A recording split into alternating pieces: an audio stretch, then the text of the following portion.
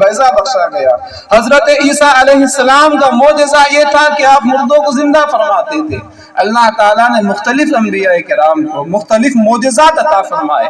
معجزے کا مطلب ہوتا ہے عاجز کرنے والا، چونکہ یہ نشانیاں ایسی ہوتی ہیں کہ وہ انسانوں کو عاجز کر دیتی ہیں، انسان اس کے مثل لے کر آنے سے عاجز ہو جاتے ہیں، اس پر قدرت نہیں رکھتے کہ اس کی مثل پیش کر سکیں۔ اللہ تعالیٰ نے اپنے حبیب صلی اللہ تعالیٰ علیہ وسلم کو جب آخری پیغمبر کی حیثیت سے دنیا میں بھیجا تو اللہ تعالیٰ نے اپنے حبیب کو ایک دو نہیں بلکہ مجموعہ معجزات عطا فرمایا۔ ایک دو نہیں بلکہ اہل سیر نے کہا ہے کہ رسول اکرم صلی اللہ علیہ وسلم کی وہ معجزات جو محفوظ رہ سکیں وہ تقریباً 3000 ہیں۔ وہ رسول کے جن کے ہاتھوں سے جن کی انگلی کے اشارے سے شق القمر ہوا، چاند ٹکڑے ہوا، وہ رسول جن کے حکم سے سورج نے رجعت کی، وہ رسول جن کے ہاتھوں سے نہ جانے کتنے معجزے ظاہر ہوئے۔ لیکن یہ حدیث پاک سنیں، بخاری شریف کی یہ حدیث ہے، اللہ کے رسول، اس سے قرآن کی اہمیت بتانا مقصود ہے۔ حدیث پاک سنیں، اللہ کے رسول صلی اللہ تعالی علیہ وسلم نے فرمایا، ما من الانبیاء من نبی الا اعطی من الآیات، کوئی نبی ایسا نہیں گزرا جسے اللہ نے کوئی نہ کوئی نشانی نہ عطا فرمائی ہو، جسے اللہ نے کوئی معجزہ نہ عطا فرمایا۔ یعنی اللہ تعالیٰ نے ہر پیغمبر کو، ہر رسول کو، ہر نبی کو اللہ تعالیٰ نے ان کی نبوت کی سچائی کے ثبوت میں اور ان پر جو کتاب اتری اس کے کتاب الہی ہونے کے ثبوت میں اللہ تعالیٰ نے انہیں نشانیاں عطا فرمائی، اللہ تعالیٰ نے انہیں معجزات عطا فرمائے۔ آگے رسول اکرم صلی اللہ علیہ وسلم فرماتے ہیں، وَإِنَّمَا كَانَ الَّذِي أُوتِيتُ وَحْيًا أَوْحَاهُ اللَّهُ إِلَيَّ، اور وہ معجزہ جو مجھے بخشا گیا وہ وحی ہے، قرآن ہے، جو قرآن کی شکل میں مجھ پر اترا ہے۔ رسول اکرم صلی اللہ علیہ وسلم یہ فرما رہے ہیں کہ ہر نبی کو، ہر پیغمبر کو، ہر رسول کو اللہ تعالیٰ نے معجزہ عطا فرمایا، وہ معجزہ قرآن کا معجزہ ہے۔ یہاں بات غور کرنے کی ہے کہ وہ رسول کہ جنہیں اللہ تعالیٰ نے ہزاروں معجزات عطا فرمائے، وہ رسول جسے اللہ تعالیٰ نے پیکرہ معجزات بنا کر دنیا میں بھیجا۔ خود اللہ تعالیٰ فرماتا ہے کئی انبیاء کرام کے ذکر کے بعد، اولئک الذین ھدی اللہ فبہداہ مقتدی، یہ اللہ کے انبیاء ہیں تو آپ ان کی اقتداء کیجئے۔ مفسرین نے فرمایا یعنی وہ کمالات، وہ معجزات جو اللہ نے انفرادی طور پر گزشتہ انبیاء کرام کو عطا فرمائے، آپ ان کے معجزات کو، ان کی خوبیوں کو، ان کے کمالات کو، ان کی عظمتوں کو اپنی ذات کے اندر سمیٹ لیجئے۔ تو وہ رسول جس کے ساتھ ہزاروں معجزات وابستہ ہے، جس کا چلنا معجزہ ہے، جس کا عرش پر خرام فرمانا معجزہ ہے، جس کے اشاروں سے پیڑوں کا زمین چیرتا ہوا آنا معجزہ ہے، جس کے ہاتھوں میں کنکروں کا بول پڑنا معجزہ ہے، جس کی انگلی سے چاند کا ٹکڑے ہونا معجزہ ہے، جس کی دعا سے سورج کا پلٹ آنا معجزہ ہے، وہ رسول جو ایسا صاحب معجزات ہے، وہ جب دیگر انبیاء کرام کے ساتھ اپنے معجزات گنانے پر آتا ہے تو صرف ایک معجزے کا ذکر فرما رہا ہے، وَإِنَّمَا كَانَ الَّذِي أُوتِيتُ وَحْيًا أَوْحَاهُ اللَّهُ إِلَيَّ، وہ معجزہ جو اللہ نے مجھ کو عطا فرمایا وہ یہ وحی ہے، وہ یہ قرآن ہے۔ تو یہاں سوال کرنے کی بات ہے کہ قرآن معجزہ ہے، لیکن دیگر معجزات کے مقابل اس کی کیا امتیازی شان ہے؟ اصل میں علماء کرام نے یہاں بڑی خوب باتیں فرمائی ہے۔ نبی اکرم صلی اللہ علیہ وسلم کے جو دوسرے معجزات تھے، چاند کا ٹکڑے ہونا، پیڑوں کا چلتا ہوا آنا، جانوروں کا سجدہ کرنا، آپ کی دعاؤں کا مستجاب ہونا، جو دوسرے معجزات ہیں یہ زمانے کے ساتھ خاص ہے، یہ مکان کے ساتھ خاص ہے۔ ان معجزات کو اپنی آنکھوں سے انہوں نے دیکھا جنہوں نے رسول اکرم صلی اللہ علیہ وسلم کو دیکھا ہے، جو رسول اکرم صلی اللہ علیہ وسلم کے شہر میں بستے تھے انہوں نے ان معجزات کو دیکھا ہے۔ لیکن قرآن رسول اکرم صلی اللہ علیہ وسلم کا ایسا معجزہ ہے جو زمان و مکان کی قید سے آزاد ہے، ہر زمانے کے لیے، ہر خطے کے لیے، ہر علاقے کے لیے یہ معجزہ ہے، اور اس کی معجزانہ شان کا ظہور ہر جگہ ہو سکتا ہے، ہر وقت ہو سکتا ہے، چونکہ رسول اکرم صلی اللہ علیہ وسلم کو اللہ تعالیٰ نے قیامت تک کے لیے आखिरी पैगंबर की हैसियत से भेजा था। अब आपके बाद किसी नबी की आमद नहीं होने वाली थी। तबारकल्लज़ी नज़्ज़लल फ़ुरक़ान अला अब्दिही लियकून लिल आलमीन नज़ीरा, जो सारी कायनात के हर हर जमाने के लिए, हर हर खित्ते के लिए, हर हर बस्ती के लिए रसूल की हैसियत से आने वाला था। और रसूल के साथ किसी मोजिज़े का वाबस्ता होना जरूरी है। तो अल्लाह ताला ने अपने ता क़यामत के नबी को अल्लाह ताला ने मोजिज़ा भी वो अता फरमाया जो क़यामत तक के लिए आबाद रहने वाला है। कुरान करीम का एजाज क्या है? एजाज का मतलब यह है कि जो इसके किताब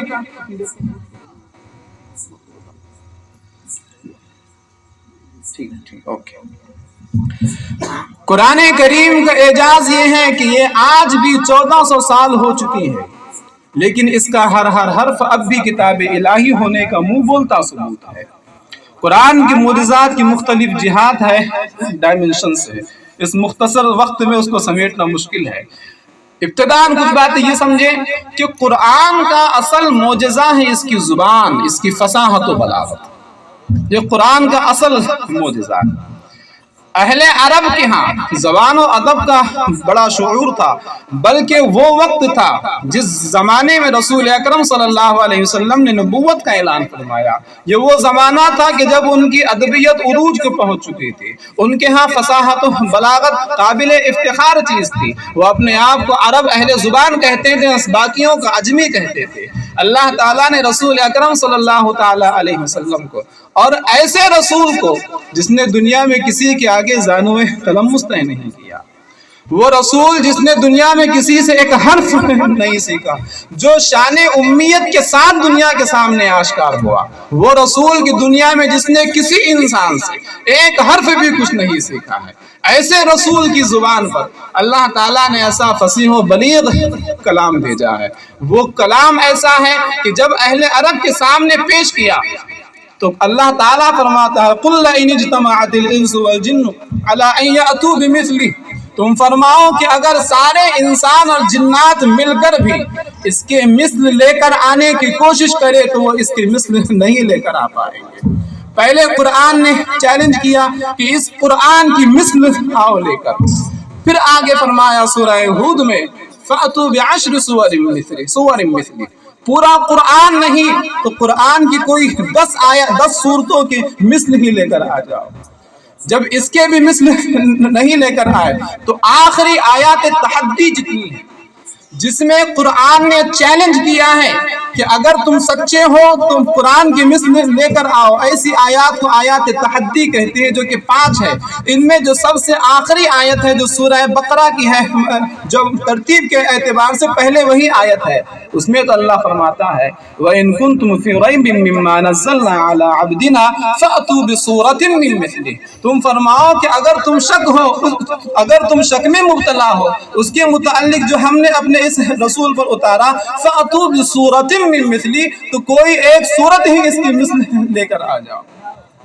फिर कुरान ने ऐलान भी फरमाया, इस आयत के बाद कुरान ने खुद ऐलान फरमा दिया फ़इन लम तफ़अलू व लन तफ़अलू, ये हरगिज़ लेकर भी नहीं आ सकेंगे। तो अहले जुबान के सामने कुरान करीम पेश हुआ, वो भी ऐसे रसूल के जरिए जिसकी शान ये है कि सूरह अनकबूत में रब फरमा रहा है, मा कुन्त ततलू मिन क़ब्लिही मिन किताबिन वला तख़ुत्तुहु बियमीनिका इज़् लर्ताबल मुब्तिलून, ऐलान नबूवत से पहले ना आप कुछ लिखते थे ना आप कुछ पढ़ते थे।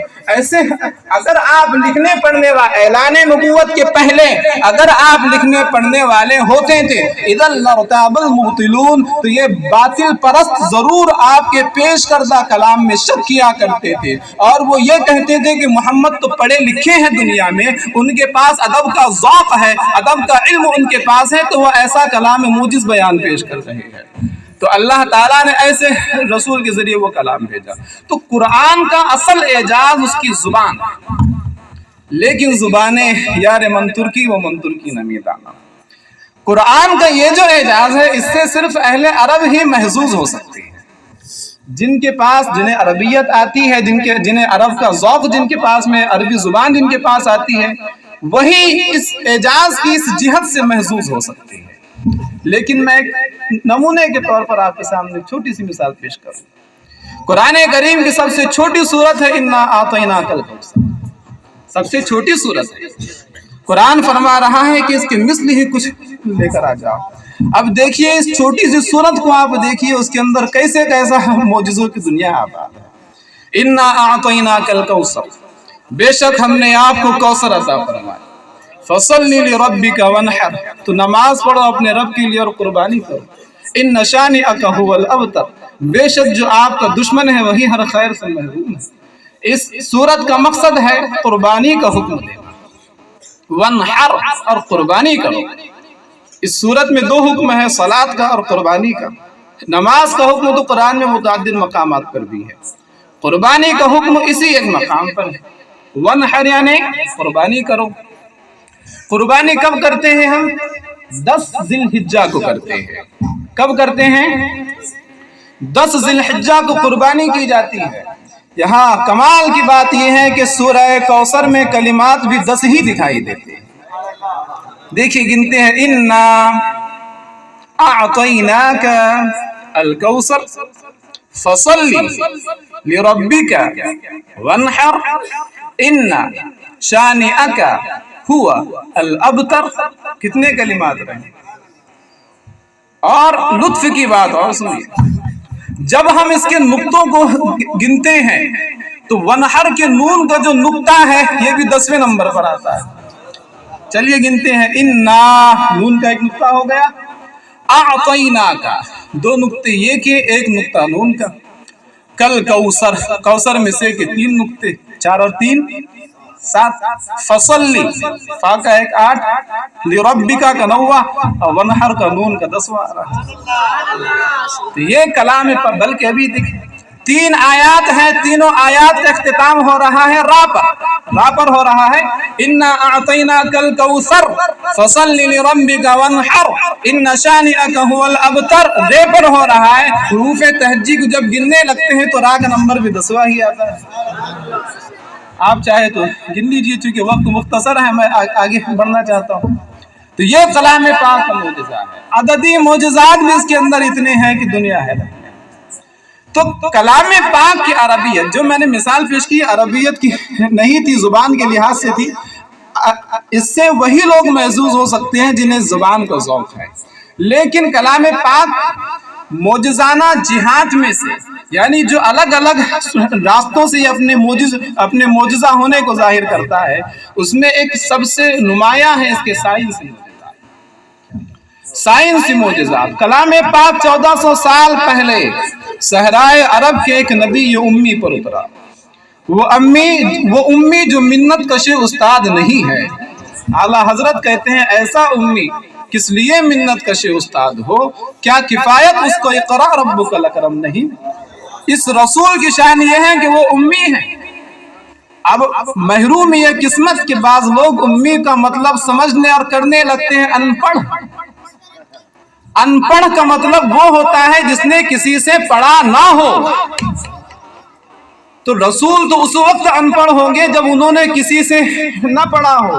اب جسے اس کا رب کہے علمکا، اللہ نے تجھ کو پڑھایا، تجھے سکھایا، جسے اللہ پڑھائے اسے ان پڑھ کہنا کیسی حماقت ہے؟ علمکا، اس نے تجھ کو سکھایا، جسے رب سکھائے اب بھی اسے ان پڑھ کہنا یہ حماقت نہیں تو کیا ہے؟ ہاں، اس معنی میں ان پڑھ تو میں نہیں بول سکتا ہوں، یہ اس میں بے ادبی بھی ہے۔ اس معنی کر آپ امی ہے کہ دنیا میں کسی انسان سے آپ نے نہیں پڑھا، یہ آپ کی شان ہے۔ امی کا یہی مطلب ہوتا ہے، امی کا مطلب یہ ہوتا ہے، امی کا یہی مطلب ہوتا ہے۔ لیکن اردو میں جو ہم کہہ رہے ہیں ان پڑھ کا مطلب وہ ہو رہا ہے جس نے کسی سے نہ پڑھا ہو۔ بھئی حضور نے تو اللہ سے پڑھا ہے۔ سنقرئک فلا تنسا، اقرا کا مطلب تو پڑھانا ہی ہوگا۔ سنقرئک، ہم تمہیں پڑھائیں گے، فلا تنسا، پھر آپ بولیں گے نہیں۔ تو جس سے اس کا رب وعدہ کرے سنقرئک، ہم تمہیں پڑھائے، بندے اسے ان پڑھ کہے تو یہ حماقت نہیں تو کیا ہے؟ خیر، اللہ تعالیٰ نے صحرائے عرب کے ایک نبی امی پر کلام اتارا۔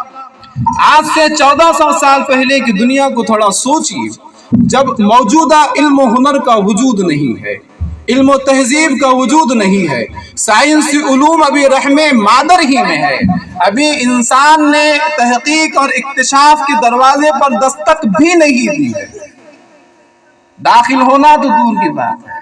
ابھی تو دروازہ کھٹکھٹانا بھی نہیں ہوا ہے، لیکن ایسے عالم میں قرآن اترتا ہے۔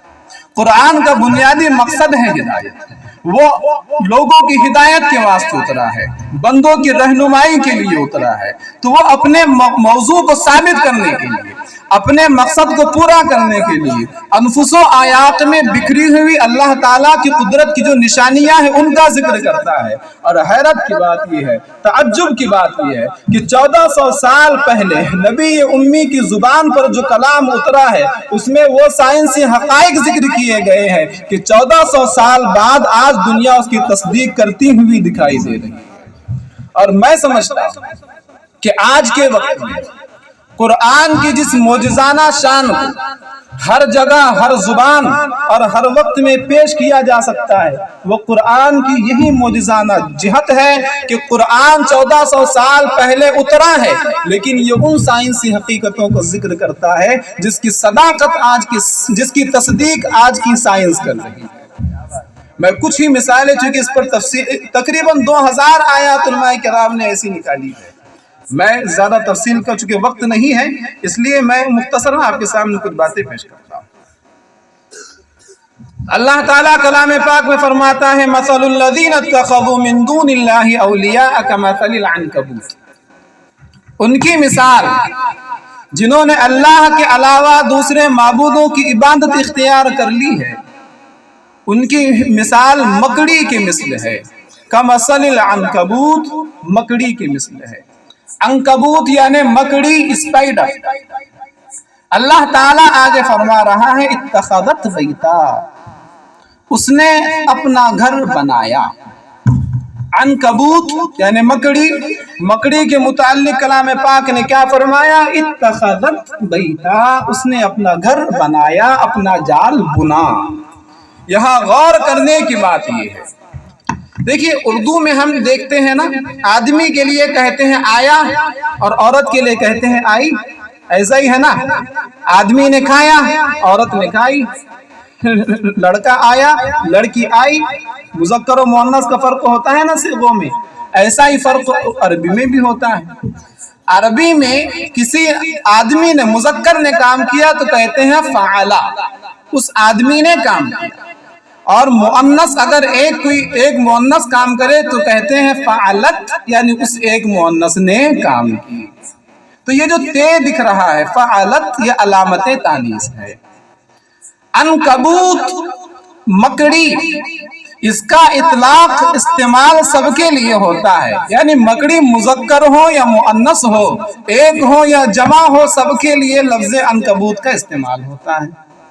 عنکبوت میں یہ جو تا ہے مؤنث کی نہیں ہے، آگے بات سمجھ میں آئیں گی آپ کو۔ عنکبوت یعنی یہ مذکر مؤنث سب کے لیے استعمال ہوتا ہے، لیکن قرآن آگے فرما رہا ہے اتخذت بیتا، یہاں قرآن نے اتخذا نہیں کہا، اتخذت کہا ہے۔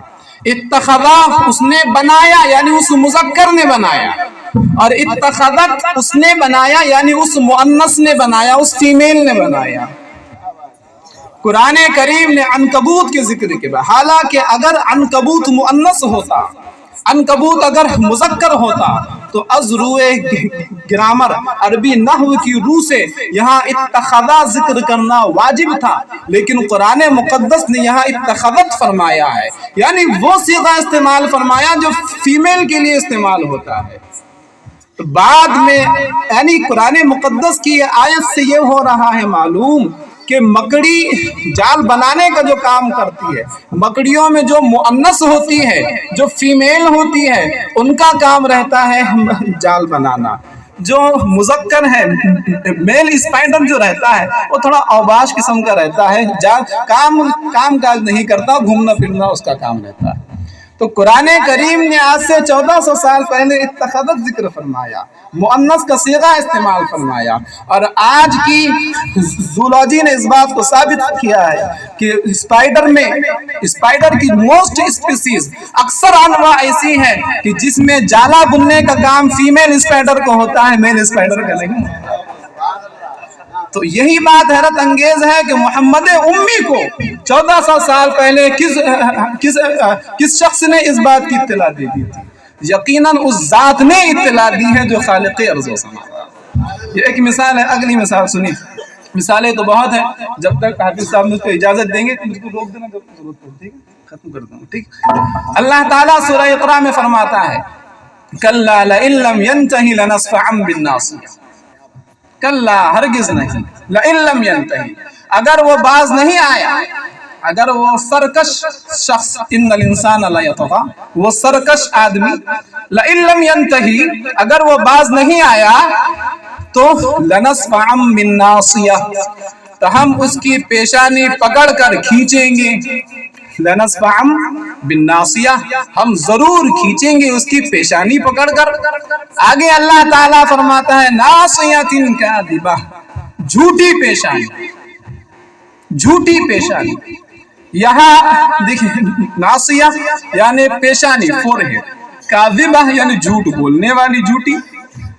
اچھا جھوٹ انسان بولتا ہے کہ اس کی پیشانی بولتی ہے؟ جھوٹ بولنا کس کا کام ہے؟ انسان کا کام ہے. تو جھوٹا تو انسان ہوا، لیکن اللہ تعالیٰ یہاں پیشانی کی صفت ذکر فرماتا ہے ناصیۃ کاذبہ، جھوٹی پیشانی.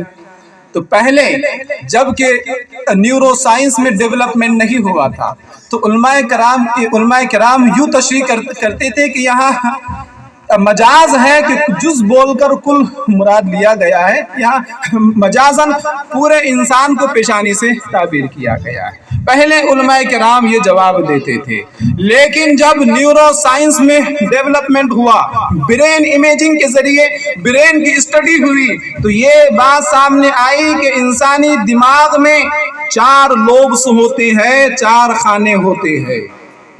انسان کا جو دماغ ہے اس کے اندر کتنے خانے ہوتے ہیں؟ 4 خانے ہوتے ہیں. سامنے جو کھانا ہے یعنی پیشانی سے اٹیچڈ جو لوب ہے اسے کہتے ہیں فرنٹل لوب. پھر اس کے پیچھے آتا ہے پیریٹل لوب، پھر ادھر بازو میں آتا ہے ٹیمپورل لوب، اور پیچھے آتا ہے آکسیپیٹل لوب. تو یہ 4 خانے ہوتے ہیں انسانی دماغ میں. ہمیں 3 خانوں سے مطلب نہیں، پہلا والے خانے کو دیکھیے. پہلا خانہ جسے کہتے ہیں فرنٹل لوب، یعنی وہ خانہ جو سامنے ہوتا ہے، یعنی جو پیشانی میں ہوتا ہے، پیشانی سے اٹیچڈ ہوتا ہے. جب انسانی دماغ کی اسٹڈی کی گئی تو یہ بات سامنے آئی کہ جب انسان جھوٹ بولتا ہے تو فرنٹل لوب ایکٹیو ہو جاتا ہے. جبکہ نیورو سائنس ماں کے پیٹ میں تھا، جب ابھی ظہور نہیں ہوا تھا، اس کا کہیں وجود نہیں تھا، برین امیجنگ بھی نہیں ہو پائی تھی، اس وقت قرآن مقدس نے ذکر فرمایا ناصیۃ کاذبہ، جھوٹی پیشانی. تو بعد میں یہ علم ہوا کہ فرنٹل لوب، پیشانی سے اٹیچڈ جو خانہ ہوتا ہے، جھوٹ بولتے وقت یہی کے سیلز زیادہ، یہی کے نیورونز زیادہ ایکٹیو ہو جاتے ہیں. تو یہی قرآن کی معجزہ نشہ. یہ جو میں بات کر رہا ہوں صرف ایک راستے پر بات کر رہا ہوں. قرآن کی معجزانہ جہاد 20 ہیں. ٹھیک ہے، چلیے ایک اور مثال دیکھ لیجیے. امید ہے کہ آپ کی سمجھ میں آ رہا ہوں گا. اب یہ مجھ کو بھی ایک دم آسان، جتنا آسان ہو سک رہا ہے میں آپ کے سامنے پیش کر رہا ہوں. اللہ تعالیٰ نے کلام پاک میں جاں بجاں فرمایا، یعنی ایسے الفاظ ہیں کلام پاک میں کہ جس سے یہ سمجھ میں آتا ہے کہ دل کا کام سمجھنا ہے، دل کا کام سمجھنا ہے. کلام پاک میں اللہ تعالیٰ فرماتا ہے لَهُمْ قُلُوبٌ لَا يَفْقَهُونَ بِهَا، کہ یہ مشرکین ان کے پاس دل تو ہے لیکن اس سے یہ سمجھتے نہیں ہیں. دل ہے لیکن وہ سمجھتے نہیں ہے. اور اس کے علاوہ کئی آیات ہیں جس سے یہ ظاہر ہوتا ہے کہ ہدایت کا، اخلاص کا، جذبات کا جو تعلق ہے وہ انسان کے قلب سے ہے. سوچنے سمجھنے کا، بالخصوص تفکر کا، تدبر کا، یعنی گہرائی کے ساتھ سوچنے کا جو کام ہے وہ دل کا ہے، اس کا تعلق دل سے ہے. لیکن جب انسانی جسم کی اسٹڈی ہوئی تو ایک عرصے تک انسان یہ سمجھتا رہا کہ سمجھنے کا کام کس کا ہے؟ دماغ کا ہے. سوچنے کا کام دماغ کا ہے. سوچنے اور سمجھنے کا قلب سے کیا تعلق؟ انسان کا جو دل ہے اس سے کیا تعلق؟ یہ تو بس ایک پمپنگ اسٹیشن ہے. اس کا کام ہوتا ہے خون کو پیوریفائی کرنا، پورے بلڈ میں سپلائی کرنا، سرکولیٹ کرنا، یہی اس کا کام ہوتا ہے. سوچنے سمجھنے کا دل سے کیا تعلق؟ تو کچھ لوگ اسلام پر اعتراض بھی کرتے کہ قرآن تو کہہ رہا ہے لَهُمْ قُلُوبٌ لَا يَفْقَهُونَ بِهَا، ان کے پاس دل ہے لیکن وہ سمجھتے نہیں، تو دل کا کام سمجھنا ہے بھی تو نہیں۔ قرآن مقدس نے کئی آیات ایسی ہیں جس سے یہ ثابت ہوتا ہے کہ ہدایت کا، غور و فکر کا، تفکر کا اور ریفلیکشن کا جو تعلق ہے وہ انسان کے قلب سے ہے۔ حالانکہ ایک عرصے تک سائنس یہ سمجھتی رہی کہ سمجھنے کا جو کام ہے یہ دل کا ہے ہی نہیں، بلکہ یہ تو کام برین کا ہے، سوچنے کا کام دماغ کا ہے، دل کا کام دھڑکنا ہے اور پمپ کر کے پورے جسم میں خون کو سپلائی کرنا ہے۔ لیکن یہ قرآن مقدس کی بیان کردہ حقیقت ہے۔ تقریباً 100 سال ہوئے، تقریباً 100 سال ہوئے، سائنس میں ایک برانچ کا اور اضافہ ہوا جس کا نام ہے نیورو کارڈیولوجی۔ نیورولوجی تو وہ برانچ ہو گئی جو دماغ کی اسٹڈی کرتی ہے، برین کی اسٹڈی کرتی ہے۔ کارڈیولوجی وہ برانچ ہو گئی جو دل کی اسٹڈی کرتی ہے۔ اب ان کو مکس اپ کر کے ایک برانچ ظاہر ہوئی ہے جس کا نام ہے نیورو کارڈیولوجی۔ تحقیقات میں یہ بات سامنے آئی کہ وہ نیورونز اور وہ سیلز جو خاص دماغ میں ہوتے ہیں ان میں سے تقریباً 40,000 سیلز دل کی سرفیس میں بھی موجود ہوتے ہیں۔ تقریباً 40,000 سیلز ایسے ہیں جو انسان کے دل میں بھی موجود ہوا کرتے ہیں۔ تو جب یہ حقائق سامنے آئے تو ان کی اسٹڈی کے لیے ایک برانچ کا اور اضافہ ہوا، نیورو کارڈیولوجی، جس کی روح سے دل اور دماغ کے بیچ کنیکشن ہوتا ہے، اور یہ کنیکشن 4 انداز میں ہوا کرتا ہے۔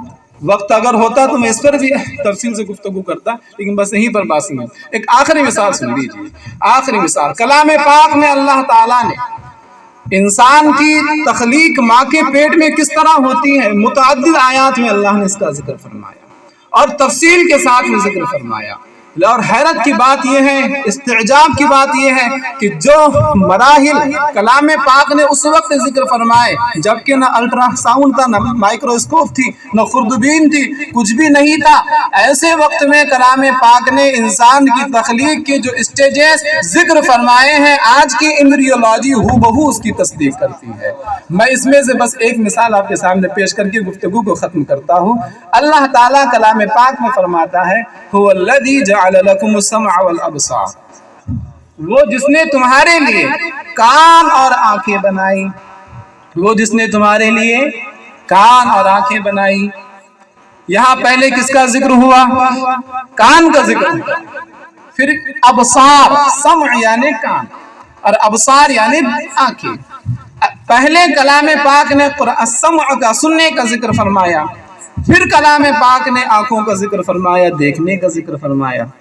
اصل میں جب انسان جب ماں کے پیٹ میں جب اس کی تخلیق ہوتی ہے، جب اس کی اسٹڈی ہوئی تو یہ معلوم ہوا کہ حمل کے 4تھے ہفتے میں کان کا جو شیپ ہے اس کا ڈیولپمنٹ شروع ہو جاتا ہے، 6 ہفتے میں آنکھ کا جو خاکہ ہے یہ بنتا ہے، اور 26ویں ہفتے میں آنکھ کا جو پردہ ہے ریٹینا وہ بنتا ہے۔ کلام پاک نے پہلے ذکر کیا ہے سننے کا، پھر ذکر فرمایا ہے دیکھنے کا، تو وہ اس لیے ہے کہ انسانی اعضاء میں دیکھنے آنکھوں سے پہلے کان بنتے ہیں، تو کلام پاک نے پہلے ذکر بھی کان کا فرمایا۔ اور ویسے آپ یہ بھی دیکھ سکتے ہیں کہ سننے کی جو طاقت ہے، سننے کی جو طاقت ہے، سننے کے لیے روشنی کی ضرورت نہیں ہے، دیکھنے کے لیے روشنی کی ضرورت ہے۔ فیٹس جب اندر ہوتا ہے، جنین جب ماں کے پیٹ میں ہوتا ہے تو وہاں روشنی نہیں ہوتی، وہاں دیکھنے کا کچھ کام ہے ہی نہیں۔ ہاں وہاں جو لیکوڈ ہے اس میں ویوز آ سکتی ہیں تو وہ جو جنین ہے سن سکتا ہے، تو چونکہ وہاں سننے کے لیے جو اعضاء ہے، سننے کے لیے ماحول سازگار رہتا ہے، تو اللہ تعالیٰ نے پہلے انسان کی قوت سماعت کا ذکر فرمایا، اور دیکھنے کی جو طاقت ہے یہ تو دنیا میں آنے کے بعد ایکٹیو ہوتی ہے۔ یہ فنکشنل ویژن جو ہوتا ہے وہ تو دنیا میں آنے کے بعد ہے، دیکھنے کے لیے اجالے کی ضرورت ہے، اجالا تو دنیا میں آنے کے بعد ہی دکھتا ہے۔ تو یہ کلام پاک کا اعجاز ہے۔ ایک مثال میں چند مثالیں آپ کے سامنے ہم نے پیش کی۔ علماء کرام نے 2000 سے زائد آیات کا ایسے انتخاب فرمایا ہے کہ جو سائنسی طور پر بھی اپنی معجزانہ شان کو ظاہر کرتی ہیں۔ گفتگو بہت کچھ ہے، بہت کچھ ہو سکتی ہے۔ کلام پاک ایسا معجزہ ہے کہ، اور کلام پاک ایسا معجزہ ہے کہ اس کا جو چیلنج ہے کہ اگر تم سچے ہو تو اس کی مثل لے کر آؤ، یہ خاص اہل عرب ہی کے لیے نہیں تھا بلکہ تا قیامت کے لیے کلام پاک کا یہ معجزہ ہے۔ دشمنان دین نے، مخالفین اسلام نے، معاندین قرآن نے قرآن کی مثل لے کر آنے کی کوشش کی، لیکن ایک مدت سے ہے آرائش مہتاب کی دھوم، لیکن اب تک وہ حریف رخ جانا نہ ہوا، نہ بن سکے گا تیری بو پیرہن کا جواب، ہزار نکہت گلدوش پر سبا کے چلے۔ وآخر دعوانا الحمدللہ رب العالمین۔ السلام علیکم ورحمۃ اللہ۔